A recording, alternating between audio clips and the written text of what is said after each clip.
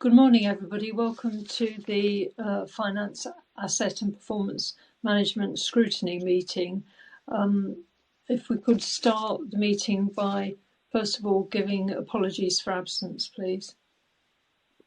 No, we haven't received any apologies for absence. Are there any declarations of interest? I think we normally sign one just for anything to do with our own authority, don't we? Councillor Jarvie's indicating on the declaration of interest. Councillor Jarvie. Yes, thank you, Madam Chairman. It's not a declaration of interest as such. It's just that I'll have to leave the meeting in half an hour or so, as I have to go into the civic offices in Barry to meet someone from IT to sort out my computer equipment, which was going down the chute. So apologies when I leave, that's all. I won't be here for the whole meeting. Okay, thank you. The next item on the agenda is Chairperson's announcements. I don't have any... Sorry, Chair, can I take a roll call, please? Oh, yeah, sorry, yeah. That's okay. Councillor Ali? I'm present. Thank you. Councillor Brown? Present. Thank you. Councillor Spencer? Councillor Spencer? I can't see or hear Councillor Spencer. Councillor Holmes? In attendance, thank you. Thank you. Councillor Hussey? Present. Thank you. Councillor Jarvie? Present. Thank you. Councillor Lister? I can't see or hear Councillor Lister. Councillor Molson? Present. Thank you. Councillor Morgans? Present. Thank you. Councillor Norton? Present. Thank you. Councillor Shaw? Present, thank you. Thank you. And Councillor Smith? I could see you, Councillor Smith. You're on mute at the moment. But I can see that you're here. It's all right. Yeah, I've got the wrong button. Sorry, folks. Bye. Fantastic. Thank you. Councillor Thomas? Present. Thank you very much. And Councillor Williams? Good morning, Sarah. I'm present too. Good morning. Thank you very much. That concludes the roll call, Chair. Thank you. So if we now have a look at the minutes of the meeting, which start on page 3. So if we go through for the minutes for accuracy, page 3, page 4, page 5, page 6, page 7. If everybody's happy with those minutes, could I have a proposer and a seconder for them, please? Move, Madam Chairman. Second. Proposed by Councillor Jarvie and seconded by Councillor Norton. The next report that we're due to consider is on page 9, and I believe that report is going to be presented by Chris Barton, Treasurer. So over to you, Chris. Thank you. Thank you very much, Chair. Morning, members. For those who have read through the report, it's a very brief report dealing with the feedback from the budget consultation. It may look as though the report wasn't complete. The simple fact of the matter is when the report was sent out for the agenda, we hadn't actually had any budget consultations in, which is why there was no information to fill in the appendix and so on. The good news, I suppose, if it could be good news, is we have had one formal consultation back now, which was from Newport. And if I share my screen, hopefully members should be able to see the content of it. I'll just run through if those are struggling to see it on various devices. Essentially, it thanked us for the draft notification of the levy, noted the various contexts and the sum requested as the increase within the budget, recognised the fact that because Newport's population was growing, they would receive a higher increase, confirmed that all local authorities had received positive funding uplifts, but those uplifts came with pressures, but on balance recognise the fact that the request from the fire authority was within the figures which they'd allocated and therefore was kind of okay. So that's the sort of context of the Newport response. Broadly a positive response to the consultation in terms of supporting it. The other request we have had is from Bridgend Council, which has requested that representatives of the fire authority attend one of their meetings to actually give an update on the activities of the fire authority, and obviously within that we would cover off the budget as well. Unfortunately, that meeting couldn't be organised until after our budget setting meeting, so it will be a retrospective consideration of that issue. But the request is there, and we will, of course, respond positively to that. I think it's the 9th of March we're due to go down to Bridgend. But I suppose the disappointing thing, and I'm looking for some feedback from members here as well. We did say when we considered the financial management code that we would request that all of the authorities sent the consultation exercise to all of their council members. Now, I haven't had any responses from individual council members at any of the councils. I wondered if as part of the consideration of this report, members could tell me whether or not they actually received from their own council the consultation exercise for comment, to see whether that loop was actually completed. Obviously, we were dependent on the individual councils sending that out to individual members. And at that point, Chair, I'll stop talking. I mean, there isn't much to report at this moment in time. We will, of course, take any further consultations, responses that come in, and we will feed those back to the fire authority at its budget setting meeting. So those won't be missed if they come in the next week. Chair, back to you. Yeah, thank you for that report. I mean, I think we've all seen your original report, which goes into much more detail about the 2.29% increase. And just speaking for Monmouthshire, members there didn't receive any information at all. So it didn't go out. I don't know about what happened in the other local authorities. If your authority did receive it, I'm assuming that most didn't. Can you just say now? Councillor Ali has indicated to speak. Oh, yeah, Councillor Ali, please. Yeah. Thank you, Chair. I just wanted to know, Chris, have you received from our Cardiff? If not, if you could forward it to me, I will chase up with the leader or the relevant officer. Thank you. Councillor Ali, or the consultation exercise was sent to chief executives and I believe the treasurers as well of the 10 authorities. Within the consultation exercise, there was a request that they did forward it to each of their individual members as well. Whether they've received it or whether or not they chose to do that, of course, is in their domain. I will forward the consultation exercise to you after the meeting, though, and you can follow it up. I'm pretty sure we've not had anything from Cardiff to date. Thank you. Thank you. Would it be possible to send a further email to say that we've had feedback suggesting that most councillor members haven't been forwarded the email, and please could that be attended to? Would that be possible? Certainly. Yeah. I can do that, Chair. Obviously, or just as a reminder, you know. I can. Yeah, sorry, Chris. So I can do that, Chair. Obviously, time is limited now, but maybe we'll get some sort of response. Councillor Shaw. Yeah, thank you, Chair. Chris, I haven't received an individual one in Bridgend Authority, but the Cabinet has responded to you quite positively, I think, asking for further information and a meeting. So I'm not sure you'd achieve anything by sending every member an individual one in Bridgend, given you've had a response. But it does seem to be a bit of anathema, really, doesn't it? That all the local authorities represented by the Fire and Rescue Authority have neglected to send members as a survey. Yeah, it's I suppose it's disappointing.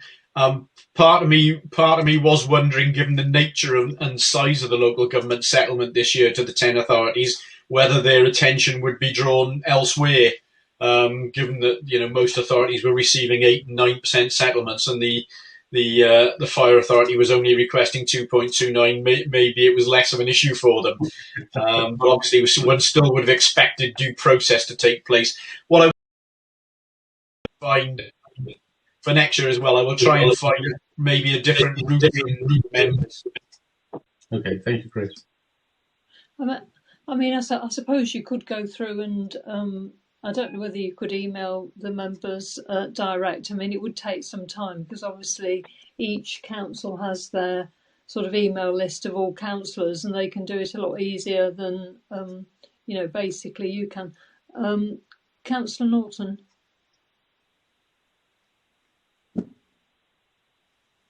Councillor Norton, I can't hear you. Are you on mute? Yeah.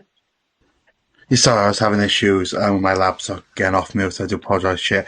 Obviously, my only suggestion is we've always had issues as an authority engaging with the 10 local authorities, and I understand why, and particularly obviously with the settlement amount. Obviously, we're asking, as Chris mentioned, it wouldn't be a high priority, but just generally in the 5 years I've been a member of authority, most of the authorities, be honest, including my own, haven't really engaged that much because there's at arm's length. I think they don't see it as a key priority in that, unless you were asking for a massive increase. I don't think you would really have much of engagement generally, even if we sent it to members who aren't councillors. One thing we could do is try and get more engagement is maybe in future is ask members of the authorities to send the consultation onto their own groups. So that way, obviously, you're not actually getting the 10 local. Obviously, you still engage with the chief executive and the treasurers as you always do, but rather than asking them to send it on to their local council, to their local councillors who might just ignore the email anyway, you just ask, obviously, us as fire authority members to engage more with our groups and send on the consultation to our groups members, and that might be a way you wouldn't get massive numbers anyway, but you might get a small number from each local authority filling out then, so you would have a bit more of an inkling what actually the councillors are in favour of. Yeah, thanks for that suggestion, Councillor Norton. I mean, we've got another 12 months now to consider the the appropriate mechanism to get in, so we'll do some work in that time scale to prepare ourselves for another go. Yeah, I think probably the lack of response is due to the difference between the proposed budget increase and, as you say, the settlements that most councils have received. I mean, obviously, in other years, they may be similar or under or over. You see, and I suppose you'll get much more response if they'd happen to be over the settlement that different authorities had. So could we, I think the recommendations are, unless anybody else has got any more comments, I think the recommendations... Sorry, Chair, can we just check with Councillor Molson? Did you have any comments to make, Councillor Molson? Sorry, did I miss Councillor Molson? Hello? Hello? Oh, yes, you're on the phone, sorry, yeah. Did you have any other comments? Can you hear me? Because I'm having difficulties catching everything that was just said. Hello? Hello, yeah. Councillor Molson, we can on my phone. Yes, we can hear you. Unfortunately, when it comes to the vote, because you haven't been able to hear everything, I won't be calling on you to vote for this item. Okay? Right, okay. I think with regard to the sort of recommendations, if account can be taken of the suggestions and discussions, I think the recommendation is consider the responses attached to make any observations or recommendations it considers appropriate to the Fire Authority meeting on the 14th of February. I think, Chair, it's probably a case of noting the responses that have come in to date, and as you say, taking account of the suggestions made at the meeting in terms of maybe slightly tweaking the approach next year. Yeah. Okay. So can we have I presume we've got to vote on this, have we, Sarah? Yes, we have, Yeah. Chair. So I'll just run through the vote. If you could do a roll call on the vote, thank you. Absolutely. Councillor Alley. Favour. Thank you. Councillor Brown. In favour. Thank you. Councillor Spencer. Oh, sorry, Councillor Spencer isn't here, is he? Councillor Holmes. In favour. Thank you very much. Councillor Hussey. In favour. Thank you. Councillor Jarvie. In favour. Thank you. Councillor Molson, I'm going to miss you because you didn't hear all of the content of the discussion. Councillor Morgans. In favour. Thank you. Councillor Norton. In favour. Thank you. Councillor Shaw. In favour. Thank you. Very much. Councillor Smith. Support. Thank you. Councillor Thomas. In favour. Thank you. And Councillor Williams. Support. Thank you very much. And that's a unanimous vote, Chair. Okay, thank you. I think the next report that we look at is the one on page 13, which is the Departmental Risk Register, Health Check 21-22, the third quarter, October-December 2021. And I believe that Wayne Thomas, Head of Service Performance and Communications, will present that report. So over to Wayne, please. Thank you. Okay, that's great. Thank you all for your time today, and thank you all for taking a look at the report on page 13, which has been circulated previously. The aims of what I'm trying to achieve today then, is they are departmental risks. I'll give a brief overview of what these are. I know you're very familiar with the strategic risks in terms of our reporting. I'll also provide an update on how we've updated the process as to how these are managed and what that means to the organisation. And obviously then I can review the risks as they are and answer any questions if I can. So introduction on 14. Departmental risks, they are separate to service-wide strategic risks, of which there are 18. These are risks that are considered significant risks emerging within one or more departments in the organisation. We currently have 24 of those risks. Again, so they look at that risks that are discussed in terms of those to how departments are functioning and how they're working.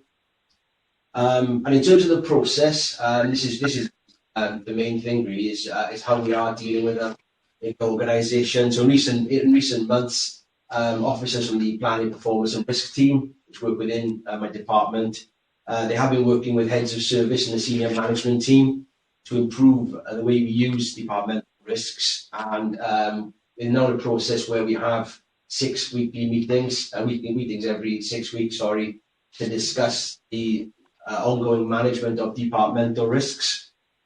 What we're hoping that this will achieve is to provide greater scrutiny of risk in the organisation. I know we do look periodically and quite regularly at those strategic risks, those risks that are across the board really and that really affect the way we function as a service.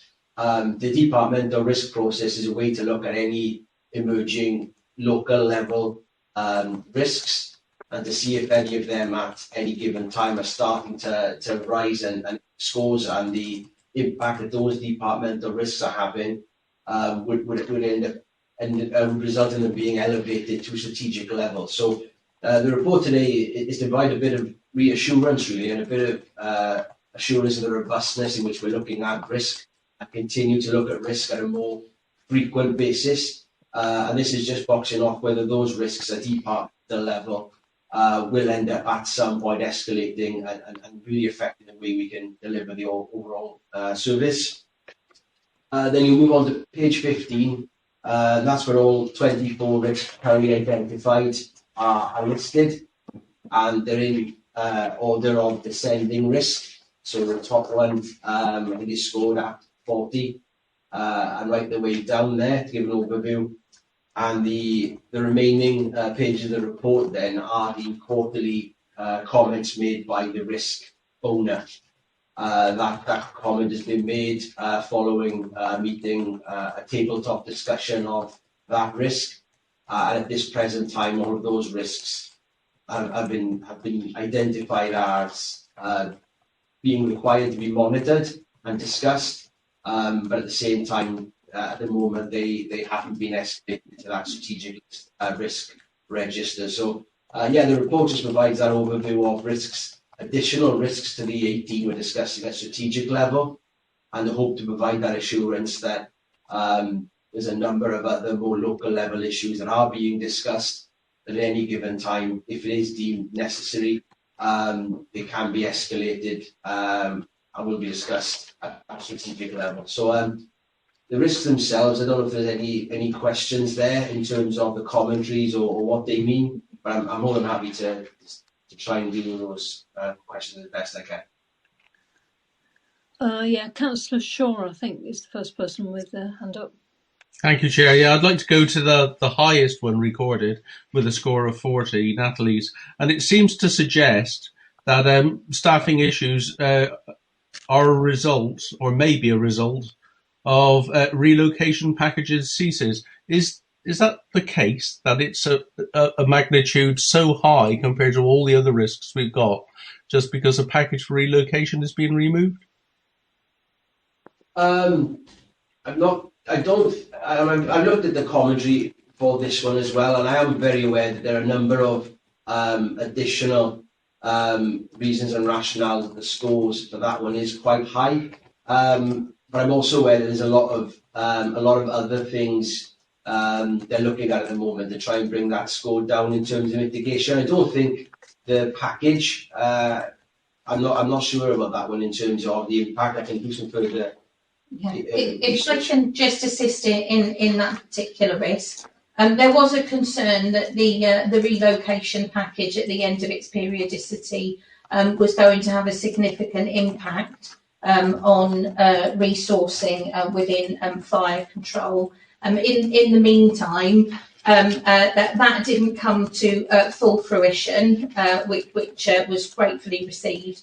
But there have been a number of challenging factors within joint fire control, which they're working through at the moment. So that was just one contributing factor, not the main factor. But there's been a lot of staff engagement and a lot of work going on in and within fire control, and they've just had some new recruits, which they're just waiting to get fully on books, which was a good news story for them. So it was an element of concern, still is an element of concern, which is why it's got that high score and is being monitored very closely. Yeah, I could well appreciate that. Retention and recruitment remain an issue, and they've been an issue all the time I've been on the authority. But it's a commentary issue, I suppose, isn't it? That the commentary suggested it largely falls on a relocation package. But there's a multitude of retention and recruitment issues, isn't there? Yes, absolutely. Okay. Right, thank you. I think, I don't know if anybody else has put their hand up, but I noticed that Councillor Smith has put something in the chat. So I'm just wondering if Councillor Smith wants to say something. Yes, if I could, please, Chairman. Somebody needs to educate me. How do I actually sort of find the correct button? I don't think there is a hand function. I think you've got to put your camera up and put your hand up. And just up. Wave, right? Yeah. Okay. Right, thank you, Lou. I wonder if the officer could enlarge, please. Under the responsibilities of Mike Davis, on the second or third sheet, the proposal, the maintenance of buildings, and then building compliance underneath. Can you enlarge on those two a little, please, for me? Because the construction of the compliance help desk, these two items are linked together and they've got a fairly high score. Is it a physical desk or is it a technical desk? Can you explain that for me, please? Hello, Councillor Smith, it's Lisa Mullen. Property falls under me, and in relation to the query, the help desk is a system as opposed to a physical desk. So it's a system that looks at all the different compliance aspects that we've got in your and what we do to manage that compliance in terms of recording all the individual certificates and what's up to date, what's pending to be renewed, so we can program in work as well to do those issues. At the moment, at this moment in time, it's dealt with. No, it's a technical program. Yes, it is. Not a physical one. In that the two were together, I thought this is interesting because, yes, we have an issue there. So linking all those duties together into a decent program is what's being aimed for. Yes. Okay, thank you very much. Thank you, Chairman. Thank you. Has anybody else got any further questions? I think the councillor on the telephone has. Yes, Councillor Molson doesn't to be online. Marston. Is Councillor Marston still there? I don't believe so. We lost her, Chair. Oh right, okay. So if there's no more comments from the committee, I mean, one of the things that I noticed was obviously the DRHR 05, which is listed on page 15, which is lack of knowledge of pension legislation. I think that is a risk due to the uncertainties of the of what's going on in view of the advice received and so forth. I think I did raise the issue, I think, in the pension board meeting, whether it's possible to find out how many people are actually affected by the McLeod judgment. And that would be useful to know in terms of a risk assessment of any financial consequences. I don't know. We'll certainly make note of that, Chair, and we'll ask the risk owner to have that information ready for the next pension board as well. I think that would be a bit more specific on the level of the risk. Is this if nobody else has got any comments, is this report mainly for information and discussion? Is it, or is it to be voted on? No, for information and discussion, Chair. Okay, so if we can note the comments that members have made. So if we move on to the next report. Sorry, Chair, if we could just have that moved and seconded. Oh, sorry, do you have to have it moved and seconded? Yeah, I'll move that, Chair. Councillor Jarvis moved it and seconded by Councillor Norton.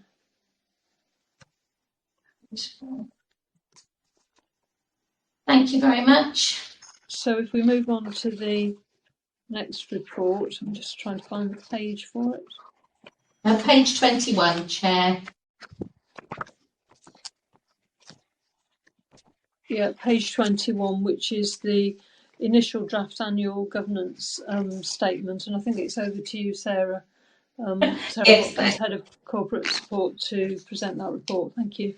Yes, thank you very much. So, members, this is for your information and comment. This is the first draft of the annual governance statement, which will be embodied within the final account statement for the service for this year.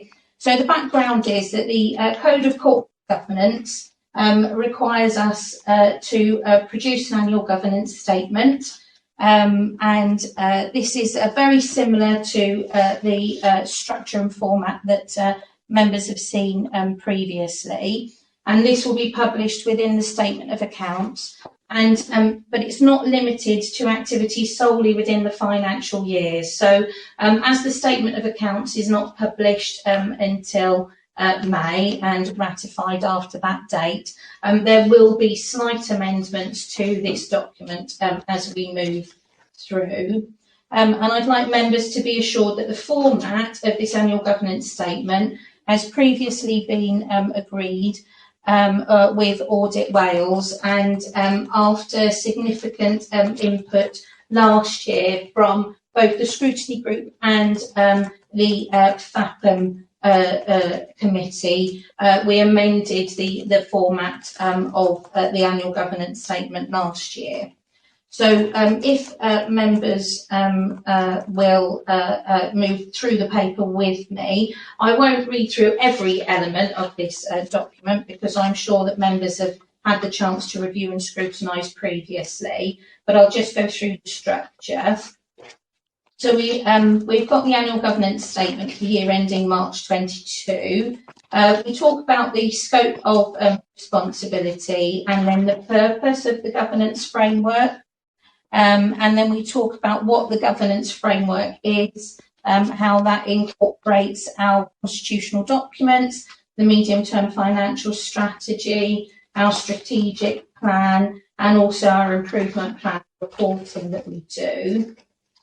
Members will note that as we go through the paper, there are a number of elements in capital and red, where elements of this will be amended post various meetings that are still occurring and papers that are being reported in.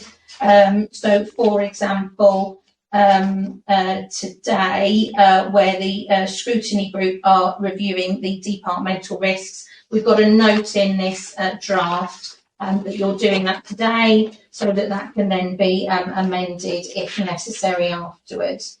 Members will also notice as we go through the paper, so for example on page 31 of your reports here, where we talk about the gender pay gap report, that link isn't live at the moment because as that gets reported through the rest of this municipal year, that will be updated for members. The document itself then moves on to a review of effectiveness, and this is where we take into account the comments of both our internal and our external auditors. And you will see that we're still awaiting the head of internal audit opinion. That will be presented to us in around March time this year, so that statement will be updated at that point. But you can see that on page 33 of your papers, we've already had the responses from the Auditor General, which have been embodied into here.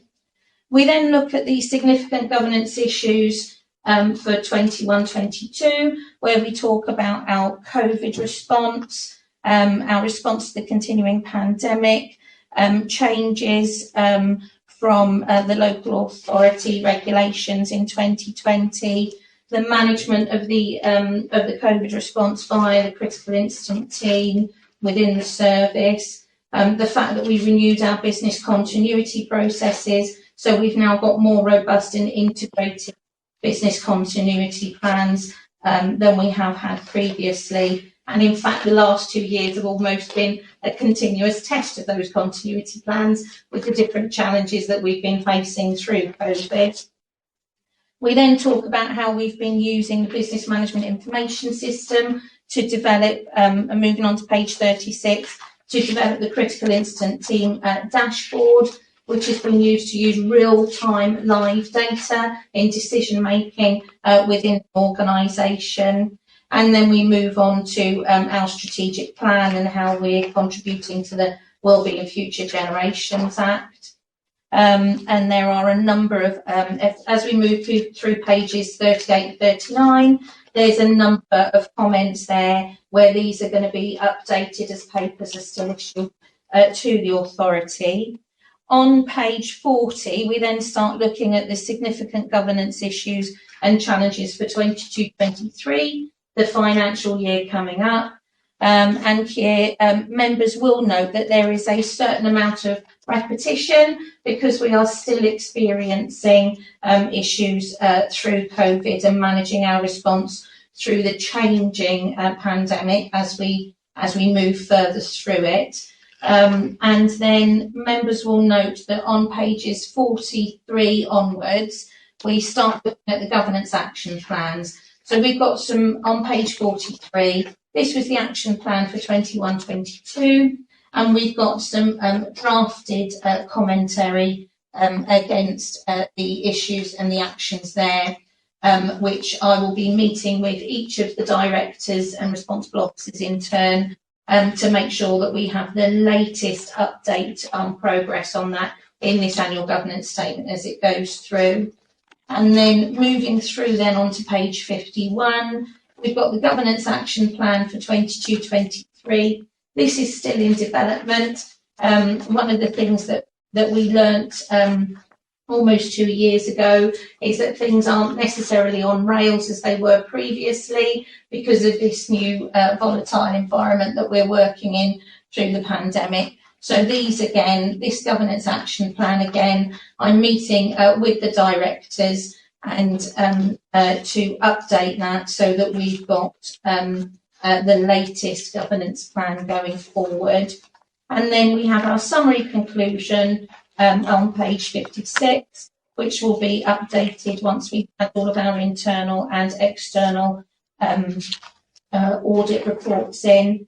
And then that completes the structure and the current content of the annual governance statement. So more than happy to take questions and respond to any queries or suggestions that members have got.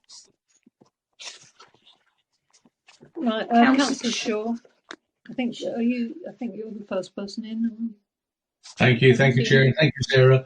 I do like the structure and the direction of travel with this report. Clearly, it's a work in progress, but I did have one question, if I could, please.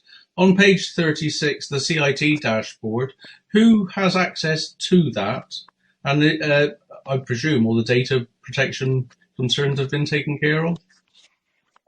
Yes, so well, access to the critical incident team dashboard, I believe, is the senior management team within the organisation, and any of the leads of what do we call them? The critical incident cells have access to that dashboard, and we can see in real time all of the information that we need from such things as station stock. So one of the things that we found quite challenging at the very beginning of the COVID response was identifying what levels of stock of PPE we had on each station, because obviously people were using PPE stock levels up at different rates.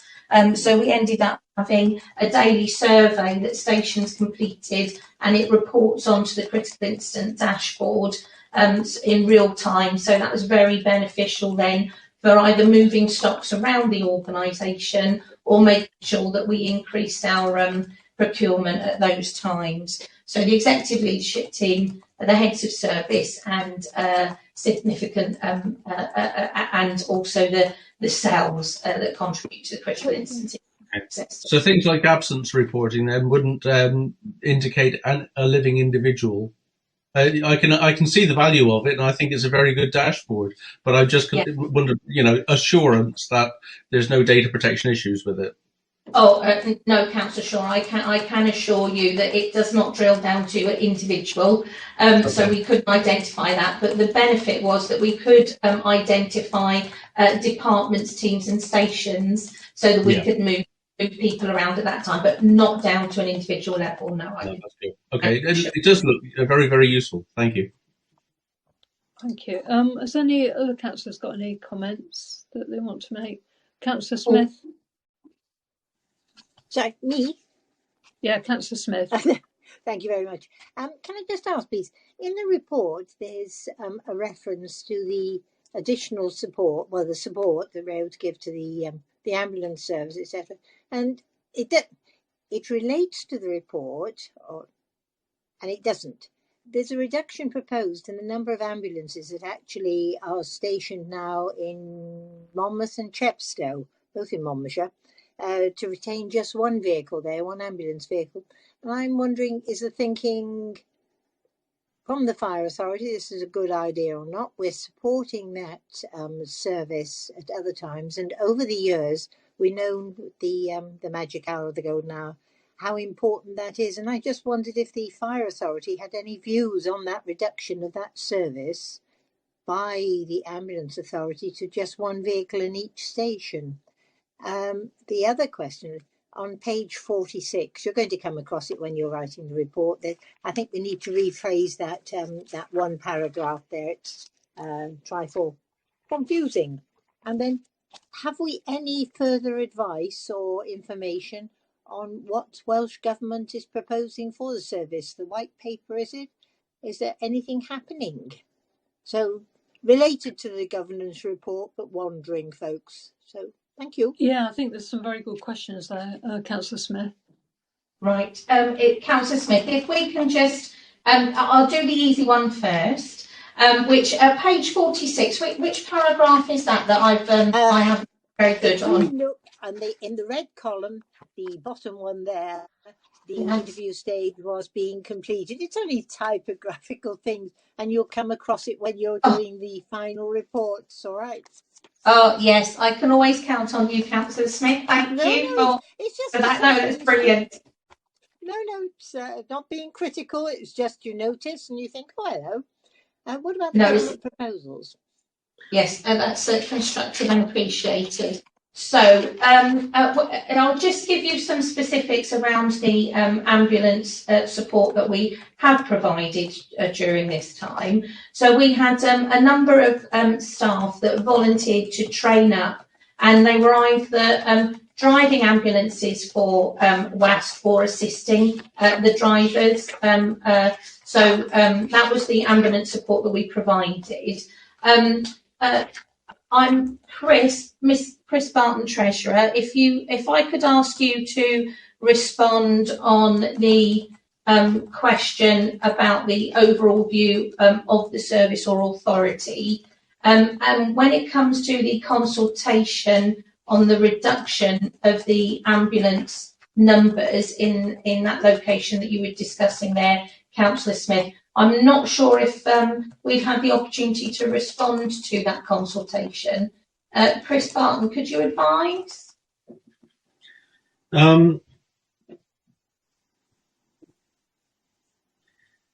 Yeah, the overall view. I think that it comes in at different levels and different documents addressing different aspects of the service. So I think in terms of a single picture of that, I'm not sure it's kind of contained in one particular place and one particular subject.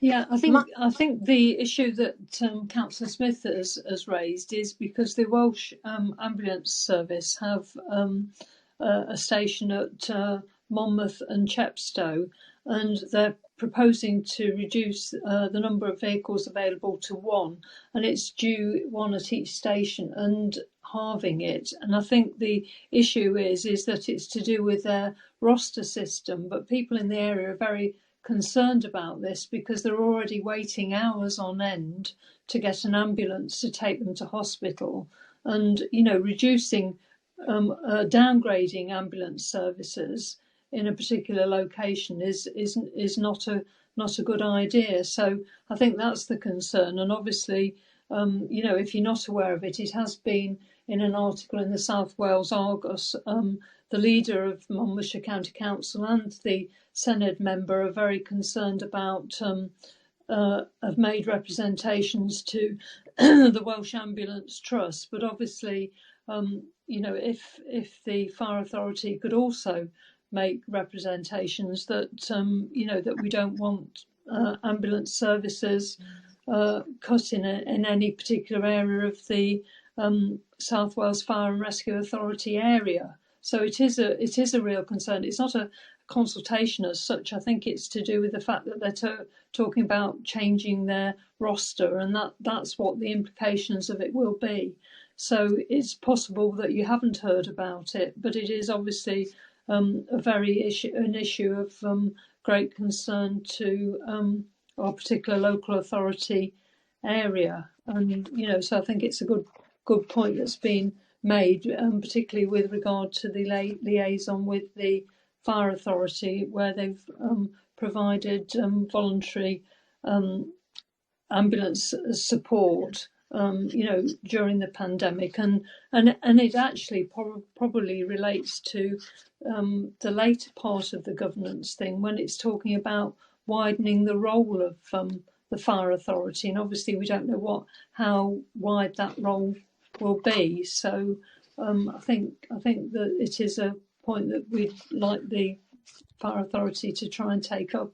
I mean, in the same sense that we would in any of the local authority areas if that happened there. So if that could be noted as a sort of an action thing that's arisen in relation to this report. The other question I've got, unless any other councillors want to come in. Can I just make a follow up from that point, Chairman? In that, in bygone years, when particularly the Chepstow area, the value of that service to the ambulance service, the statistics there to show the number of occasions that the Fire Authority actually provided support to the community by getting people to hospital or whatever with heart conditions, because it's difficult to cover a huge rural area. And during that period, Monmouthshire certainly benefited from the efforts of the Fire Authority supporting that other service. So, yeah, thank you very much anyway for following up that, or asking that it be followed up. I think it is important, and also looking at the way the two authorities or the two services possibly work together or work in the future. It's all in the melting pot, isn't it? We don't know what the Welsh Government is going to propose anyway for the operations of the Fire Authority, but thank you. Thank you. I just wanted to mention, I'll go back to the property team and ops and check on that query for you. We have been discussing at steering group the number of WAST vehicles on site. I'm not sure if the reduction there is due to internal issues with WAST, or whether it's that the agreement is that we only have one non-emergency patient transport vehicle on our site. We need to check the agreement. So I'll just come back and clarify the position for you on that, if that's okay, councillors.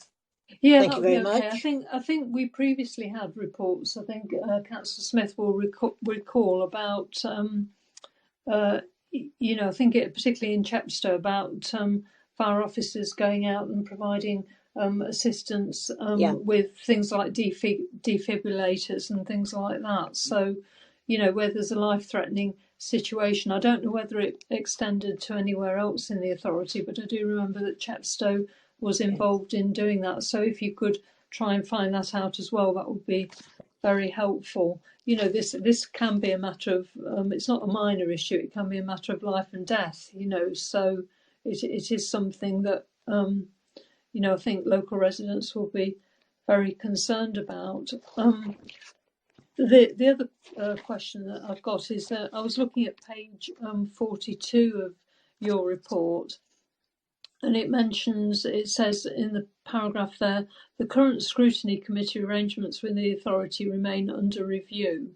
It is envisaged the new scrutiny committee will cover wider organisational areas of scrutiny and thematic reviews within the authority. But basically in there it's referred to as a scrutiny committee, and I think it does in a sense operate as a committee, and I think it would be better in terms of governance if it was actually termed a committee rather than a group. And I don't know what other members of this group think about that suggestion, because I've noticed in this report it has referred to it as a committee.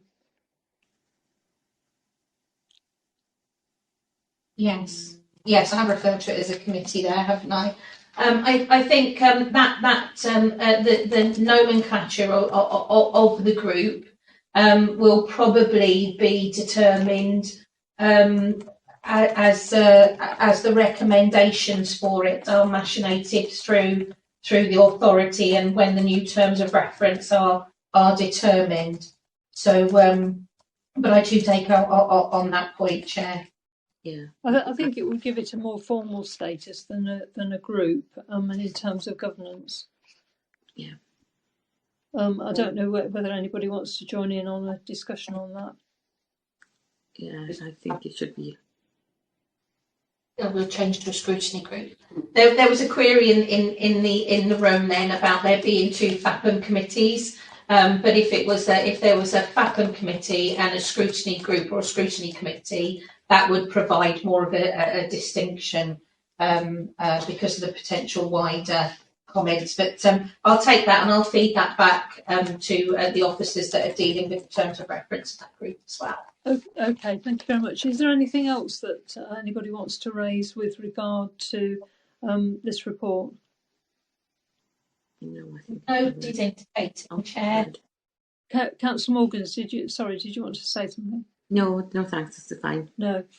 Okay then. So I think the recommendation is that the members are requested to consider the contents of the draft statement and whether they wish to make any amendments to the document going forward. I think really just taking account of some of the suggestions that we've made with regard to this report will be very helpful. Absolutely, thank you, Chair. So if we could have that. So could somebody second it? Yeah. Could somebody propose the report and second it? I will propose. Yeah. Sorry, Councillor Smith proposed. Is there anybody to second? Second. Yeah, Councillor Holmes or Councillor Morgan? Thank you. And do we need to vote on this at all or not? No, we don't, because that was for information. And thank you, members, for taking the time of reviewing the document and providing the feedback. It's much appreciated. Yeah, thank you. Thank you for the report. I think the next item is to look at the forward work programme, which I think is on page 59. That's right. Yes, Chair. I'll take this one for you as well, if I may. If you'd like to take us through it, that would be great. Yes. So on page 60, we can see the items on the agenda for today. And then in the upcoming meeting on the 4th of April, we've got the draft annual report on the discharge in terms of reference for the FAPM working group, as it's known at present. And we'll also be bringing the future trends report to the next scrutiny group. So there's 2 items coming forward on the 4th of April. Yeah, I think it's due to go to the 4th of April. The terms of reference. I think that's due to go to the Fire Authority at the end of March, isn't it? On the forward work programme for the Fire Authority itself. Is that right? I'd have to check that, Chair. Sorry, I haven't got that information to hand. Yeah, I think when I looked at the agenda for the next meeting, then I think that's what it said. Forward. Okay. For the Fire Authority, I mean, rather than this meeting. Okay, that's noted. But I think has anybody got any other suggestions for the forward work programme? No. No, at this moment. No. So we've got the 4th of April. Is that the date of the meeting? Because did we change the date of the next meeting? Yes, that was originally going to be the 25th of April, and we brought that forward at members' request. Oh, I see. Yeah, to the 4th. Yeah, that's right. I've got it in my diary. Yeah. Okay. So I think the next item is to consider any items of business that the chairperson deems urgent. I mean, I suppose it might be the question that we raised before about the ambulance service, Welsh Ambulance Service, and I think that would be a consideration that's urgent if there is any cuts at Chepstow and Monmouth, which obviously we would oppose. So, is there any other items that members would like to be considered? Only any rumblings, Chairman, from Welsh Government on reorganisation of the authorities, of the 3 fire authorities? All right, I haven't heard anything on that. Is there any comment? No, it's gone quiet. Yeah, any comment back on that? So, unless there's anything else that members want to raise, I want to thank the officers for their attendance and providing the reports today, and to thank the members for attending, and hope to see you all on the 4th of April for the next meeting. Thank you very much. Thank you, Chairman. Thank you, you. officers. Thank you, Chair. Thank you. Thank you.